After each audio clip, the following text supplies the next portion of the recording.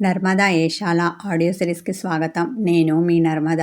నేను రాసి మీకు వినిపిస్తున్న భార్యాభర్తల ప్రేమ కథ అగ్రిమెంట్ మ్యారేజ్ భాగం 41.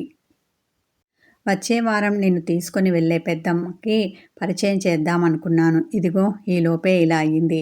ఏడుస్తూ తన 2 చేతుల మధ్య ముఖాన్ని దాచుకున్నాడు అర్జున్.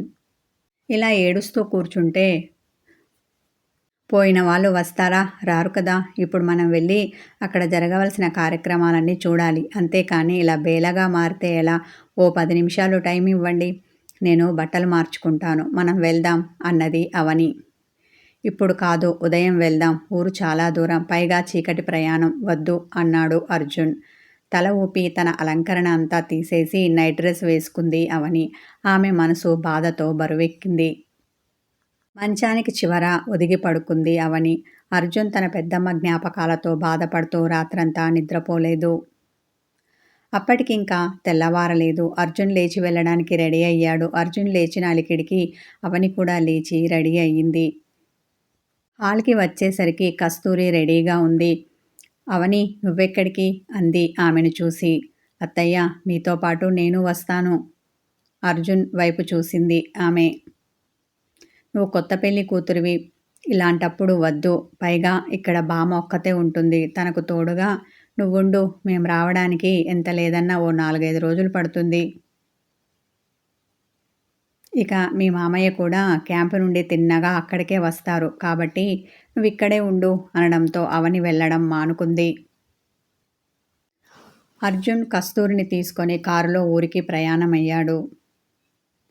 వాళ్ళు వెళ్ళిన కాసేపటికి సుగుణమ్మ లేచి వచ్చింది. వీళ్ళు వెళ్ళినట్టున్నారు, హాల్లో కూర్చొని ఉన్న అవనితో అంటూ ఆమె పక్కన కూర్చుంది సుగుణమ్మ. అవును బామ్మ, ఇందాకే వెళ్ళారు. నేను వాళ్ళతో వస్తాను అంటే వద్దన్నారు, విచారవదనంతో చెప్పింది అవని. కొందరి జీవితాలు ఇంతేనేమో, అర్ధాంతరంగా ముగిసిపోతాయి. చిన్నగా నిట్టూర్పు విడిచింది సుగుణమ్మ. ఇంతలో పాలబ్బాయి వస్తేనూ పాలు తీసుకుంది అవని. బామ్మ, బ్రష్ చేసుకొని రండి, కాఫీ ఇస్తాను అన్న అవని వంటింట్లోకి వెళ్ళింది. సుగుణమ్మ బ్రష్ చేసుకుని వచ్చింది. మౌనంగా ఇద్దరు కప్పు కాఫీ తాగారు. బామ్మ, ఈ అత్తయ్య ఎవరు? మా పెళ్ళికి మా ఆయన రమ్మని పిలిచినా రాలేదట, ఆరగా అడిగింది అవని. నువ్విప్పుడు అడుగుతుంది చనిపోయిన సరస్వతి గురించేనా?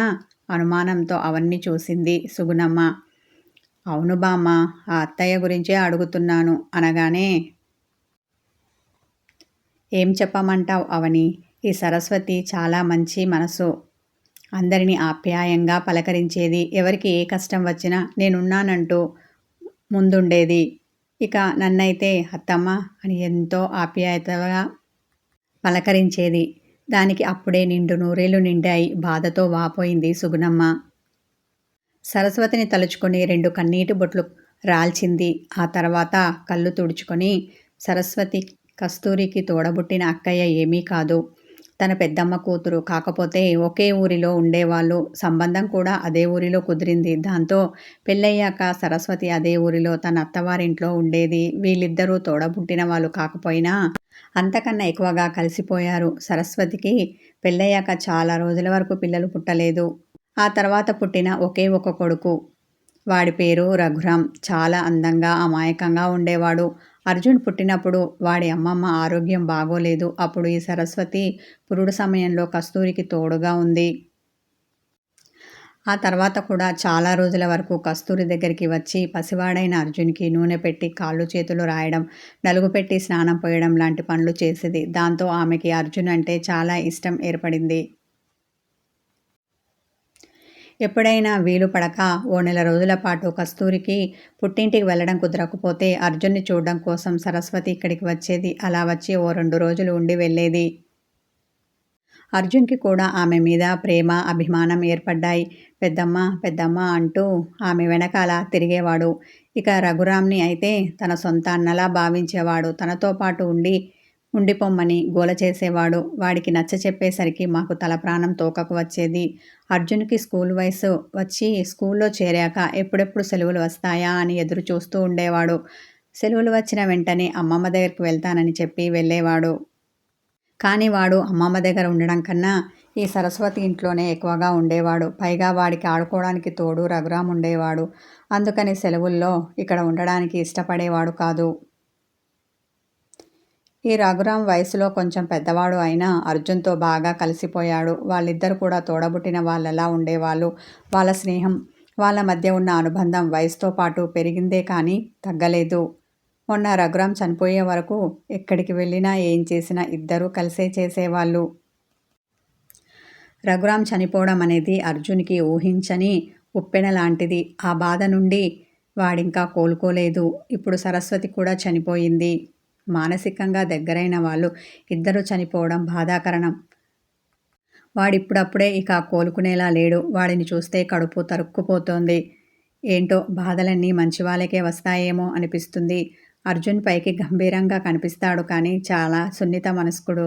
ఎవరి మనసు నొప్పించడు. ఏది అంత ఈజీగా బయట చెప్పడు. మనసులోనే ఉంచుకొని బాధపడతాడు.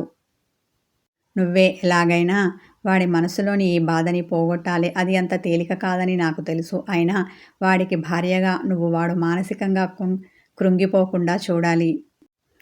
చిన్నప్పటి నుండి వాడి గురించి, వాడి మనస్తత్వం గురించి తెలిసిన బామ్మ నీకు ఇలా చెప్తున్నాను అన్న సుగుణమ్మ అవని చేతులు పట్టుకుంది. అయ్యో బామ్మ, మీరింతలా చెప్పాలా? అయినా ఆయన సంతోషంగా ఉంటేనే కదా నేను సంతోషంగా ఉండేది.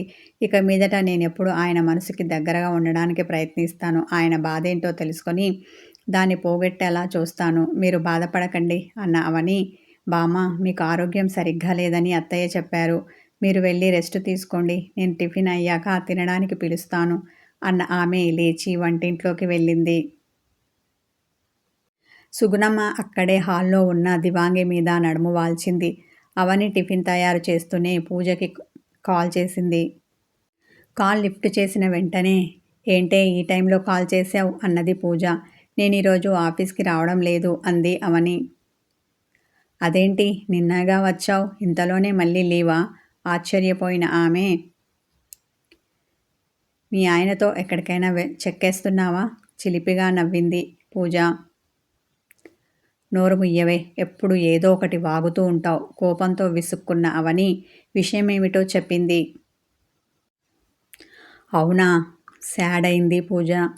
మరి అందుకే నేను చెప్పేది, నోరుంది కదా అని ఎప్పుడు పడితే అప్పుడు ఏది పడితే అది వాగకూడదు కసిరింది అవని. సరేలే, బుద్ధొచ్చింది కానీ ఇప్పుడు క్లాస్ తీసుకోకు.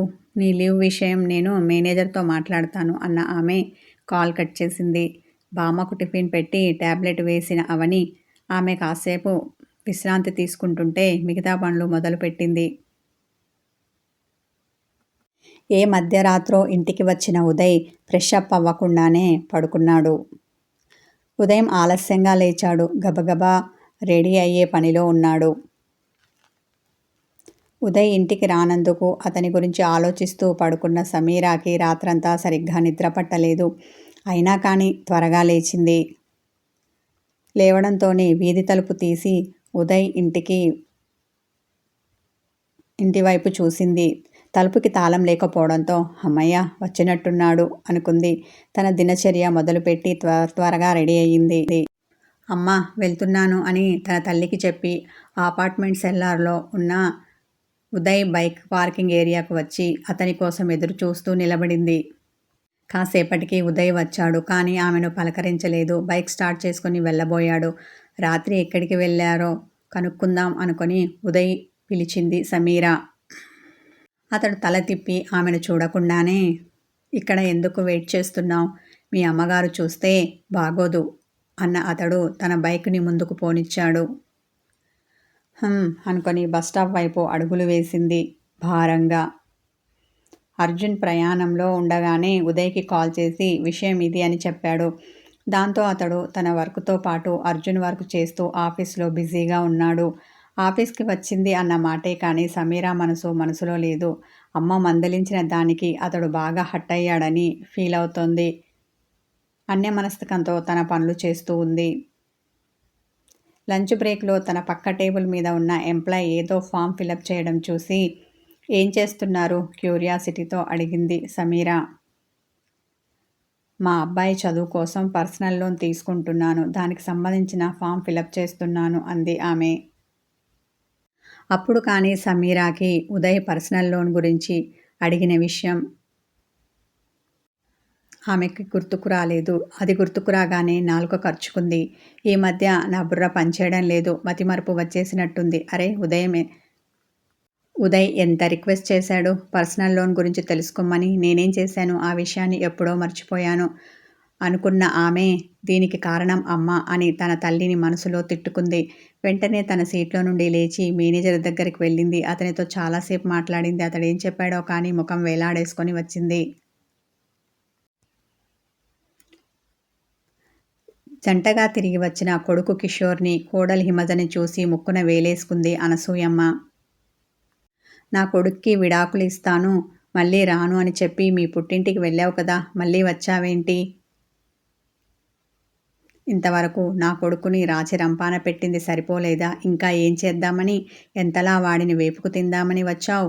అత్త హోదాలో హిమజ మీద ఇంత ఎత్తున లేచింది అనసూయమ్మ.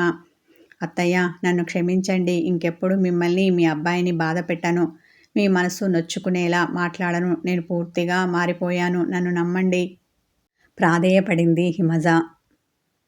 అయినా ఆమెకి నమ్మకం కలగక కొడుకు వైపు చూసింది. హిమజ చెప్పింది నిజమే అమ్మా. తను పూర్తిగా మారింది. కాకపోతే నువ్వు కూడా కొంచెం మారాలి. నీకున్న చాదస్తం కాస్త తగ్గించుకోవాలి అన్నాడు. అంటే ఏంట్రా నీ ఉద్దేశం? కోపంతో అతన్ని చూసింది. సదుద్దేశమే అమ్మా. ఈ కాలంలో కూడా కోడలు ఉద్యోగం చేయకూడదు, ఇంట్లో పనులు మాత్రమే చెయ్యాలి, వంటింటి కుందేలులా ఉండాలి అంటే ఎలా చెప్పు? వాళ్ళు చదువుకుంటున్నారు, తమ కాళ్ళ మీద తాము నిలబడాలని తాపత్రయపడుతున్నారు. అలాంటప్పుడు వాళ్ళకి హద్దు గీసి ఇలాగే ఉండు, అలాగే ఉండు అని అనడం సబబు కాదు కదా. వాళ్ళ ఇష్టాయిష్టాలను మనం గౌరవించాలి, అటు దిశగా వాళ్ళను ప్రోత్సహించాలి అన్నాడు కిషోర్. అయితే ఇప్పుడు నన్నేం చేయమంటావు? ఇంటి పెత్తనం అంతా దానికిచ్చి నోరు మూసుకొని ఒక మూలన కూర్చోమంటావా? నీ పెళ్ళాం ఏం చేసినా గమ్మున పడి ఉండమంటావా? ఇంట్లో అంతా దాని ఇష్ట ప్రకారమే జరగాలి అంటావా? గెయ్యుమని కొడుకు మీదికి లేచింది అనసూయమ్మ. నువ్వు మారిపోయావురా, చాలా మారిపోయావు. ఒక్క రోజులోనే ఇంతలా ఎలా మార్చావు? నీకు వాళ్ళు ఏ మత్తుమంది చల్లారు, ఏం మాయ చేశారు? మొత్తం పెళ్ళానికి అనుగుణంగా మారిపోయావు. ఇక మీదట దాని అడుగులకు మడుగులొత్తుతూ ఉండు. అది తానా అంటే నువ్వు తందానా అను. మొత్తానికి పెళ్ళాం చేతిలో కీలు బొమ్మగా మారు. ఇదే కదా మొదటి నుంచి నీ పెళ్ళాం కోరుకున్నది. బాధతో వాపోయిన ఆమె తన చీర కొంగుతో కళ్ళు ఒత్తుకుంది. కథ కొనసాగుతుంది. హాయ్ వ్యూవర్స్, స్టోరీ నచ్చితే లైక్ చేయండి, కామెంట్ చేయండి, హైప్ చేయండి. Thank you.